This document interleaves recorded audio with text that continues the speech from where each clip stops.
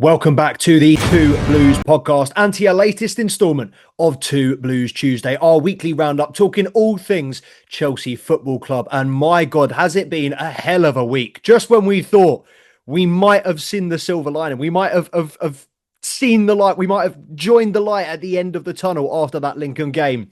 It all came crashing down after a very solid first half against Brighton. 3-1 at home, another loss, the third loss in the space of 10 days.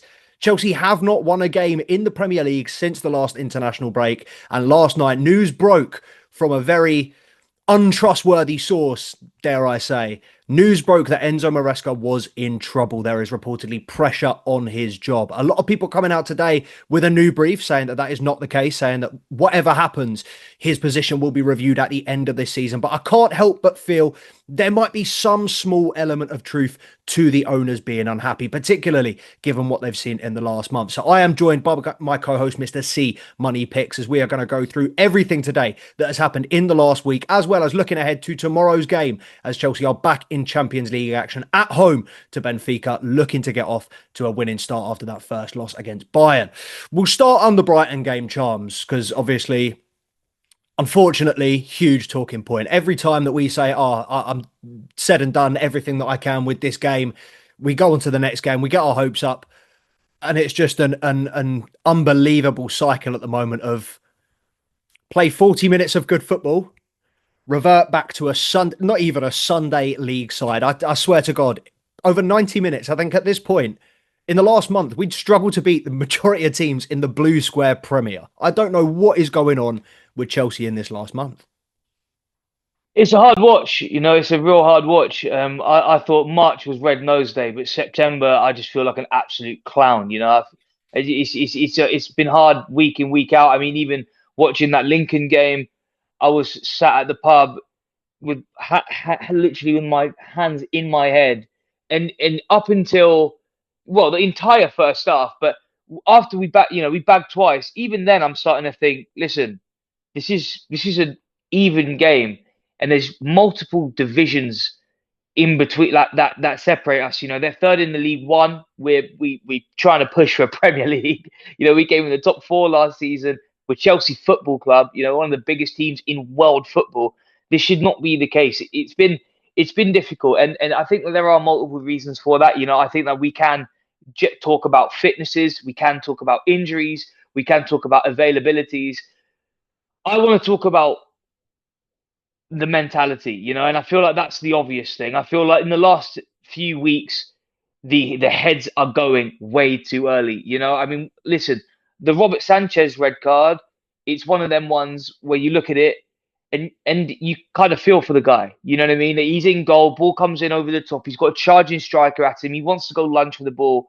He just takes out takes out the man and he gets sent off. It is what it is. The Chalobah one, now I'm starting to think we need to we really need to start talking about staying tighter in and not making these rash decisions. Whenever we go 10 men down, it's an omen that we're going to lose that game, regardless of how good we're playing. I mean, listen, in the Brighton game, I didn't even think it were that bad, particularly in that first half, the first even 60 minutes. I thought we came out of this in the second half looking ready. Then you just feel them little teething issues. You start to feel it slowly. The game starts to tilt. And then by the time the 85th minute comes round, the 90th minute comes round, it's like literally they're going to bag. They're going to bag here at any point. And then it happens, and it happens again, and it happens again. And it's a hard watch. It really is. I mean, I really struggle to accept the fact that Brighton is now officially, without a doubt, a bogey team for us. We've had up and down moments with Brighton. They are officially one of those teams that we find really difficult to beat home or away, and they shouldn't be. They should be a team that we learn how to dispatch and dismember, particularly with the amount of Brighton players we've got in our bloody squad. We've got some that were there 6 months ago, some 12 months ago, some 18 months ago. We got all their good players, and they still managed to ping it up. And yeah, it's just a frustrating watch. At the minute, it's just been a clownish couple of weeks, and I need October to be better than September was. Yeah, I mean, we've still got a couple of games even before October. And when I say Get games, I mean rid. big games. Not only have we got Benfica, but we've got Liverpool this weekend in the Premier League. I mean, thank God Romeo Lavia is now officially back from injury. So he's about to play his annual 10 out of 10 game of the season. But I just feel like this Chelsea side, I mean, we can't be waiting. We've got to pull our fingers out quickly. And I feel like the last three results, actually, you know what? I'd go for all five results since the international break. Obviously, we drew against Brentford 2-0, and that was a late equaliser. We lost against Bayern, which we were, I don't want to say the better team, but I think in terms of the quality on the pitch, we were pretty much as good as Bayern Munich. But again, it's just game management. It's just our lack of experience, naivety letting us down. And again, in the Premier League, those three games, the Manchester United one, we sat here and spoke for, 20, 30 minutes about how weak-willed a lot of those players were. How, you've got Andre Santos, 21-year-old Andre Santos, pulling 27-year-old Cucurella away from the referee. It does not bode well that these senior players in the Chelsea hierarchy do not bring the level of leadership, do not bring the level of cool-headedness that we do need from our more experienced players. And then again against Lincoln, you saw panicking, and it's unnecessary panicking because Brighton, as you just said, and rightfully so, you look at the two teams on paper, and yes, they've got some excellent players. Carlos Baleba probably gets into our team. Matoma probably gets into our team. Let's be honest, Danny Welbeck probably gets into our team right now as a number 9. But Chelsea should be looking at these teams and going, on paper, shouldn't even be a discussion. But we're not losing the game on paper. We're not losing the game because of our technical ability or lack of. We are losing the game in personality battles. We are losing the game simply because the other team wants the 50-50 more. They want the ball more.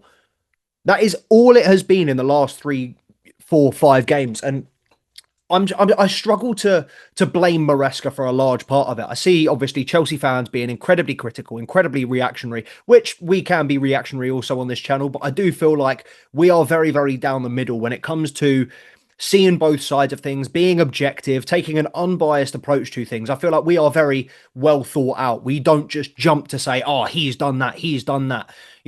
We wait to hear for the reasons behind it. But again, we sat here and said after the Manchester United game, we've cut our nose off to spite our face with the substitutions.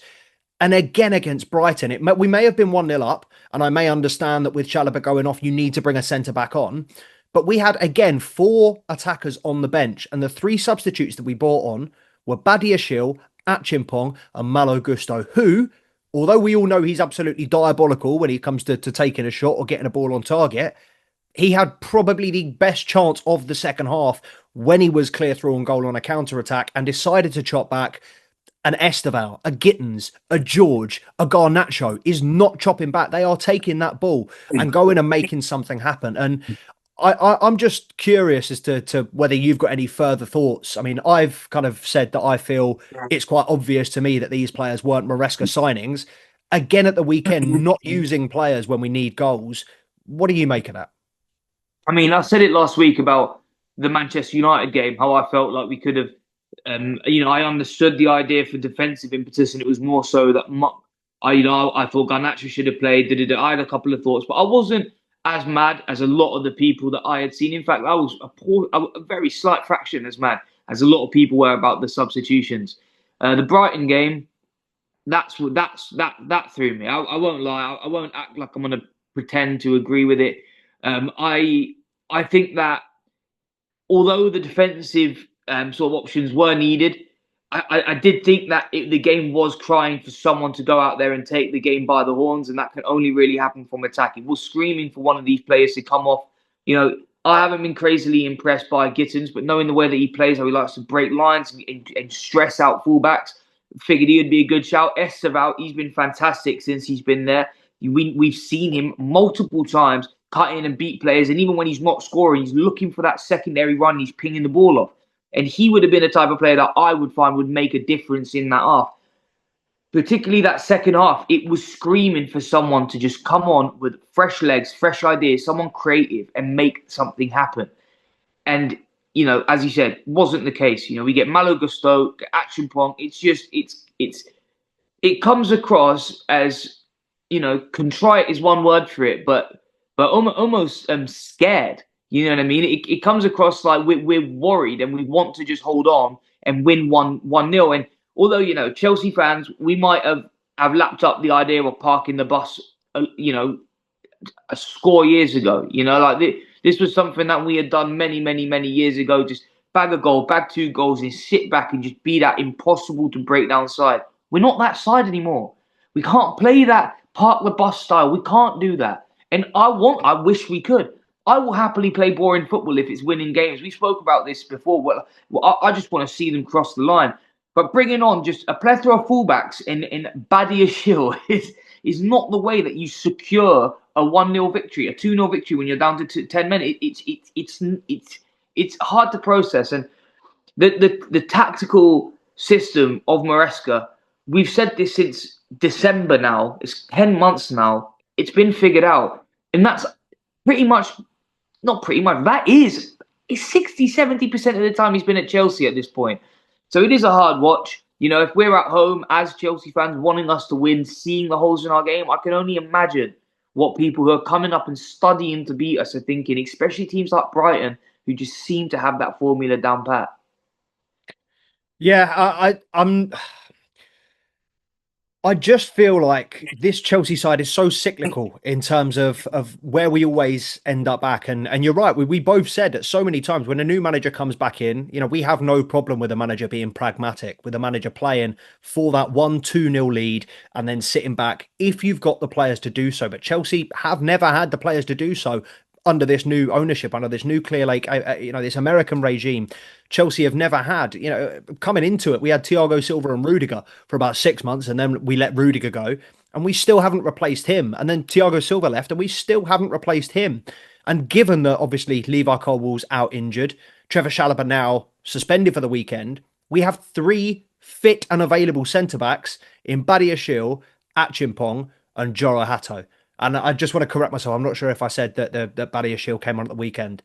He didn't. Obviously, it was Achimpong, Gusto, and Lavia. My bad if I said that. But Badiashile looks like he might have to come straight back in to centre-back alongside Josh Achimpong. I personally hope they both play tomorrow, because I think you need to get them in, at least bed them for one game. And, worst comes to worst, we lose in the Champions League at home against Benfica. You need the centre-backs that are playing at the weekend need to play together tomorrow. And I'd argue that it's quite important that Hato plays left-back tomorrow as well. Number one, to give Cucurella a break for next week, which is going to be a monumental game on Saturday against Liverpool, but also to allow those 3 to play together. Because I think that's one of the big things that we've said on this channel, how many times we've said we still don't know our best centre-back pairing. You and I both disagree on who we think the best centre-back pairing is. I don't know many Chelsea fans that agree. There are only 4 or 5 different combinations, but by God, it's difficult to find 2 people that will say that these 2, there's so many different, as you've said, variables with injuries, extended times out, suspensions. You can make so many excuses for this Chelsea team. But I do feel like, and I've said it on the last 3 match reports that I've done, for all the excuses, for all the little variables that you can factor in, we have nobody to blame but ourselves. Not just in terms of the ownership and the recruitment and how poorly it's been done over a long period of time, which I think, while we both like the players, while we think there's a lot of talent there and a lot of the signings that we made are frugal, a lot of the business has been fairly solid, it is no secret that we should have a better squad than we do right now. That having spent £2 billion to have Josh Achimpong, academy graduate, Trevor Chalobah, academy graduate that was frozen out the squad last season, Badiashile that's been frozen out the squad for a year and a half, and Joro Hato, 19-year-old signing, to have these as your options going into a game against the Premier League champions, I personally think is diabolical. Yeah, I mean, listen, it's going to be a difficult game, but obviously we're stripping ourselves of any form of option. And as you said, it's difficult to find who is the ideal pairing when everybody is fit. So having that kind of being forced our hand, and you said it, Achimpong's an academy graduate, and I'm at that point now where I'm thinking he's got to start against Liverpool. Like, what? I should not be in this mindset where we're playing kids who are like supposed to slowly be weaned into the squad and finding their footing, and let's see what you can do. Playing against the hardest fixture in the league this season, and Hato, I'll be honest, man, I don't think he's right and ready for it. I really don't. We've seen a little bit of him so far, and he doesn't seem like the type of person that you would want to slip into centre back And although he's big, he's tall and whatnot, and he could play on that left side, he can make it happen. I don't want to just make it happen and deal with the hand I'm given. And Mm. it is frustrating, and it's borderline. I'm scared, dude. I'm scared to go in there and play against Liverpool. I haven't said that in a while. I'm the delusional one here. I'm always been the delusional one. I'm the delusional one at work. Everyone I was telling someone the other day how I feel like, I still feel like Chelsea got a chance to win the league. I'm openly delusional with it, and I feel like we're going to just get slapped. I'll be honest. Yeah, I mean, it's not looking good. I don't know many Chelsea fans that will be optimistic, definitely leading up to the game. I know on game day, sometimes you get a bit of a gut feeling, you get excited. But yeah, prior to Saturday, I don't think there will be anybody or very many people hedging their bets on Chelsea. Just quickly on Achimpong, though, do you not think he's made that step up? Because I'd argue that while it's been a little bit of a hindrance on his development in his career this season, kind of not pushing him forward and letting him progress. I feel like from what we saw in him in the Premier League and the Conference League last season, he is more than ready to step up, more than capable to do that job, at least in one side of centre back.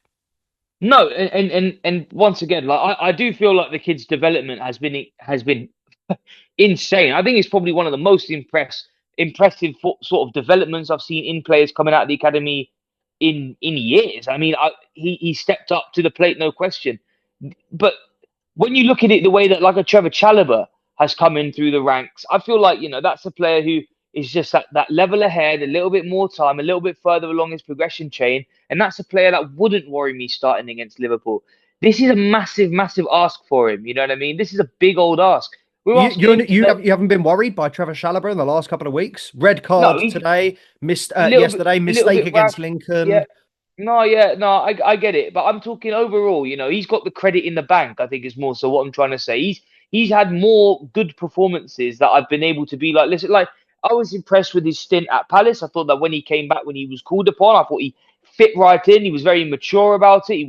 He didn't let these transfer riffraff bother him. He stayed in there and he was putting in good performance. And yeah, he's had a shaky couple of weeks. There's no denying it. You know what I mean? We're all watching the football. Reece James has had shaky couple of weeks. Doesn't mean I don't think he's Chelsea I would starting right back. disagree with that 10 times out of 10. I think James was the one of the very few good players at the weekend and against No, Manchester United. I thought he was one of the I very thought few good players. I think he's done well. against United, I didn't like his performance personally. Me personally, from what I watched every time I was going out, I thought particularly in the lead up to their goal, I thought that it was a bit of a hashing on the ball, hashing on the ball, and I thought he was going to play recovery for the rest of the game. And listen, I'll have my take on it, but with Chimpong, I don't think that he's the type of player that I'd feel comfortable to have Isak running at him. Mm. Ekatike pushing in against him when the ball comes in over the top. Frimpong making these marauding runs and he has to drag off and try and deal with it. And it's worrying. You know what I mean? Well, in a theoretical that Frimpong's, what I'm trying to say, I, right? I, I tell you what, though, having seen the way that Alexander Isak was blowing with his fucking hands on his hips, bent over double at the weekend, this might be the one game that Chelsea centre backs might be able to lock up Alexander Isak. Boys, you heard me right, and you will never, ever hear that again. Chelsea centre backs have a monumental opportunity to join the Josh Achimpong, to put Isaac in the Josh Achimpong penitentiary this weekend. But I think it's very clearly in defence. I feel like while people have been very critical of Enzo Fernandez, I think he was better at the weekend. Obviously, came through with a goal. I think we're just kind of as going back to what I said about Chelsea fans being incredibly reactionary. It's very, very easy to criticise people, and I think a lot of these Chelsea players, we forget how young they are, the job that they are doing in a team that they're not particularly accustomed to. And when they do have 3, 4 games that are slightly lower than their excellent usual level, everybody starts calling them out. And that seems to be the case, not just with the players, but also with Maresca. Because, we mentioned at the start of the video, big brief came out last night from head misinformation Indy Kyler. Normally, I don't like to provide the at of these people. But when you're spreading these many lies, it's got to be done. Misinformation FC over there reported that not only are the Chelsea hierarchy unhappy with Maresca, but apparently Cole Palmer is dissatisfied with his tactical presets or what he's been doing recently. I don't think you can look really into that because Cole Palmer hasn't been fit for 3, 4 months, and we know that for a fact. So for him to come out and say, I'm not happy with the way I'm being used, or I'm not happy with the tactics, I'd be very surprised if that was the case. One, because we know that Cole Palmer is not a very outspoken individual. And number two, I think it's got to a point where he is so highly regarded at the club. If there was a problem, it would be changed. If he had an issue with the team, I think the owners would make it a priority to make that change. I feel like Enzo Maresca, he's not, look, at the end of the day, he's not on the pitch. I don't think he's 100% in charge of these transfers. We've lost, as we kind of discussed before the thing, we've lost 5 games in the last 6 months. And 4 of those, we've gone down to 10 men. How much of this decline, particularly in the last kind of month or so, do you put down to the manager? I mean, listen, I've been frustrated with his tactics in certain games. You know, probably a lot less than a lot of other people. I've been hearing the Maresca out thing coming back round, and that is frustrating to me. I don't think it's the right thing to do is to hit a refresh. I think it's extremely reactionary, and I think that we kind of Chelsea fans as a whole we get a bad rap because of Chelsea fans as a whole. You know, I think a lot of them, 80 to 90% of them say these things because they want immediate success, whereas the 20, 10%, a very small minority of Chelsea fans who genuinely have a love, a true care for the club and just want to see us slowly develop back into the team that we know we can be.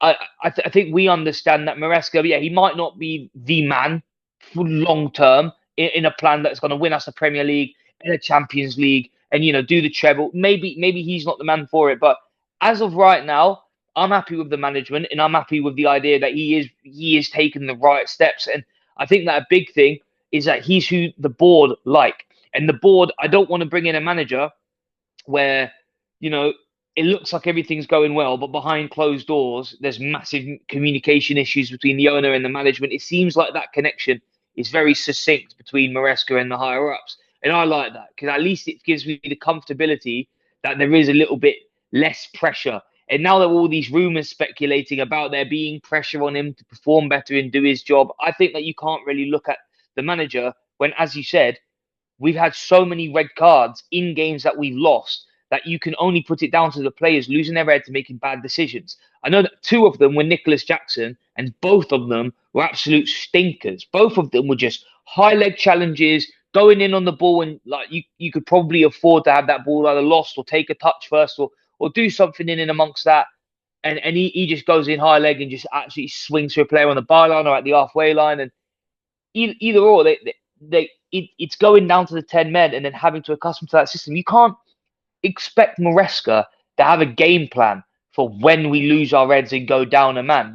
I mean, obviously, we should have a manager that is prepared for these moments. And in my opinion, I think the weekend is proof that we currently do have a man who is prepared to go down to 10 men and find a way to work around it. Because for a vast majority of that game, we were down a man, and I thought we still looked the better side. As I said, it's when that last 20 to 10, 15-minute period starts happening, that's when the wheels start falling off and the confidence gets knocked by a couple of little moments.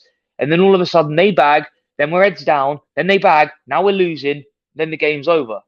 And I'm sick and tired of that happening, but I don't think we can blame Maresca. I think we have to blame the players, and I think that he needs to go into that dressing room and need to say, next person who gets a fucking red card and we lose that game, you're getting a fine, you're not playing the game afterwards. We're not getting reds anymore. We're not getting double yellows. We're not doing the suspension thing. We're being professionals at work. We're cracking on, winning the ball cleanly. And if we have to give away the ball at the halfway line instead of getting a red, let's do it. I'd rather that every day of the week than play 65 minutes with 10 men. No, you know what? That was my first thought yesterday, and it wasn't actually initially about Chelsea. It was initially about I was thinking back to Ekitike, who I think was fined 2 weeks' wages by Liverpool for taking his shirt off. And I was just thinking it was more kind of about silly yellow cards because the number of yellow cards that Chelsea players get for dissent, for pulling shirts, for kicking the ball away, for time wasting. We get really, really stupid yellow cards. We've got the worst discipline in the league so far this year. I think we've had 2 games where we've been fined by the FA now for failure to control our players, or 6 or over cards. And I do feel like, yeah, while we've cited on this channel so many times lack of experience, lack of big game, big tournament experience is a big issue for this side. I don't feel like it falls on Enzo Maresca, because at the end of the day, you can sit here and say, this is a manager that's never played European football. He's never done that. That ain't his fault. He was the one that got hired. And he clearly did enough on his resume to be hired without needing to be in those big championships. And you've got to say that surely must say something about the quality of manager that he is. If he hasn't got that big game, that big tournament experience, he needs to have something else in the back pocket to supplement that. And while we have long said, yes, I'd rather an experienced manager. Yes, I'd rather some old heads in there. Yes, I'd rather play pragmatic 1-2-0 rather than going out and 4-5, whatever. We've got to deal with what we've got. And what we've got is an extremely young, talented group of players playing with an extremely young, talented manager. And this manager is, yes, fairly inexperienced in the grand scheme of things. But I do feel like, as Pedro Neto said after the Manchester United game, we have more than enough talent, more than enough quality on the pitch to deal with these situations. And when we are playing and when we are winning, we're the best in the world. The fans love us. And when we're losing 2-3 games in a row, we're the worst team in the world. We've got the worst manager in the world. We've got the worst keeper in the world. I guarantee you, if we were to beat Benfica tomorrow and beat Liverpool on Saturday, we would be back in title race conversations. Sky Sports would be hosting 2-hour-long conversations with Jamie Carragher about how Chelsea are now officially title champion or title challengers. But all it takes in this world of content creation is one bad game for everybody to start voicing their opinion. And I agree. I think the criticism of Enzo Maresca, while we are justified, while everybody is justified to an opinion, particularly if you are a fan of Chelsea Football Club, if you are a paying fan of the club, you have every right to speak your mind. But please think before you do it. Because I have no doubt, and this is another thing that I'm curious to hear if you think this. Everybody said, why did Gusto cut back at the weekend? As soon as he did it, the first thought in my head was, he's seen those tweets against Lincoln. Because every time he has a shot, there are thousands of tweets. Thousands. Malo Gusto should never shoot again. Get Malo Gusto off the pitch. He's crap. Oh, why is this guy trying to shoot? You think these young 21-year-old, 22-year-olds aren't seeing this on social media? You know the amount of people they block on Instagram. They see every single comment, rude boy. I'm telling you, particularly if you at them. So when you have hundreds of thousands of Chelsea fans bombarding these Chelsea players, you're shit. Don't do that. Play low. It's going to get in the back of their heads. And it is, the 12th man is very, very real. 100%. And I think that this is one thing that the modern era of football has different, is that sort of effect it has on the mental. You look back to 2006, 2008, 2010, these years that we were just, 2012, the years that we were really, really kicking gear. You think Ricardo Carvalho was going home and checking his phone and seeing what was going on X. You think John Terry cared what was being shared on Facebook. Like, it wasn't a part of the ecosphere. They had all the time in the world to make a mistake. I've seen John Terry make mistakes. We've seen him miss a penalty, which would have sent us into history. We've seen these moments. It doesn't mean he doesn't deserve a statue outside Stamford Bridge and his face plastered everywhere. He's a bona fide captain, leader, and legend. He's a player that I've loved my whole life. And he's made one of the biggest mistakes I've ever seen, personal wise. He made personal issues in his personal life, which could have rare-teared him out of the team, which if would happen now, if I know we don't have a player of the same ilk and quality, I understand that. But if something like this had happened, a drama went on, look at what's happened to Mikhailo Mudryk. I mean, he gets this drama going on. He doesn't even want to play professional football anymore. And this is the guy that we spent £70 million on. I don't think he's got much choice, though. No, I know, but I'm saying a doping suspension. Yeah, I know, but he's gone for 2 years. He's not gone for the rest of his life, though. Do you know what I'm saying? Like, it's not like wanting to change the sport. If Achimpong has something kick off in his personal, and it goes all over the media, all over social media, that's going to ruin the player. You know what I mean? It will. It just will. we need to be a little bit more cautious and step a little bit lighter, tread a little bit lighter when we're supporting our club. I feel like, you know, fans, supporters, whatever you want to call them, they got to be a fan and they got to support. That's literally your role. And I feel 100%. like the 12th man is a concept which has just been diluted and narrowed down and became so irrelevant. Well, Mm, not irrelevant because it's so important, but it's became so forgotten. It's the forgotten art of supporting your club. And I feel like, you look at sides like in second division in Germany and in third division in England. And I was at Fratton Park the other day at Portsmouth, and it was just like the noise, the support, and that's what kicks you into gear. You could feel the difference when the ball went out and everyone's going mental. And I feel like although we've had that at the bridge, no question, we 100% had that. I've been there and I've been deafened and left with a sore voice. I've had it multiple times. We're at that point now where we're so frustrated with so many little teething problems and the manager and the players and this and that. And we haven't won anything. We just come off winning the Club World Cup and people are acting like we haven't won anything in ages. I know it's not the most relevant of tournament now that everything's said and done, and I don't actually care anymore. Yeah, it's just getting a gold badge on the sleeve for the next 4 years. It is what it is. You know what I mean? We still ended up winning a competition. We came top four with, as you said, a manager who's never played in Europe. We're there. He's earned his right to go in and play in Europe because he's done exactly what you have to do to go and do it, which is be the fourth best team in England. And that's exactly what we are. We're in the top four best teams in England. We can push to be the best team in England. It's going to be a brutal game on Saturday. But say we go ahead and win it, as you said, we go ahead and win that. We win 2 or 3 more games after that. We're looking at early November. Are Chelsea actually in a title race? And it's like the same narrative that spins the wheel over and We've over played again. 6 games this season, and people are And people, already I know, it's asking for mad. the manager to It's be sacked. We absolutely won a insane. European trophy less than 4 months ago, guys. And I've just got to not disagree entirely, but what you just said there on the Club World Cup, I think the most important thing, you can belittle the competition all you want, whether you're a rival fan, a Chelsea fan, you can say it meant nothing pre-season. For those Chelsea players, which realistically is the only people it matters to, for those Chelsea players, and this is something that Jose Mourinho said this week, doesn't matter what you think of the Conference League. For those Chelsea players to win that tournament first season, to get a trophy under the belt, to get that feeling of winning, to understand what it is to win a trophy with some pedigree, and then to go out and do it against PSG, for those Chelsea players to do that, that would have given them so much confidence. And those are the little experiences that we need to build on. Obviously,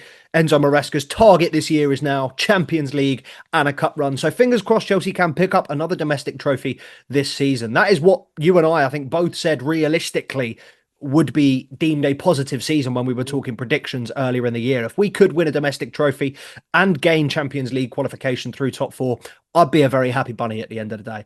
But look, we've got to close off. We're about to get cut off, but Charms, very, very quickly, game against Benfica tomorrow. Can you give me a score prediction? 2-0 the boys. 2-0 the Blues. Up Two Chills. to the boys. Come on, Chelsea. Need us back to winning ways. Big Champions League night. I cannot wait to hear that Champions League theme. First Champions League game for me in a long, long time. So make sure to follow @2Blues Podcast on the Instagram. I'm no longer promoting the TikTok. You all probably know why. Fuck TikTok. Free Palestine each and every day of the week.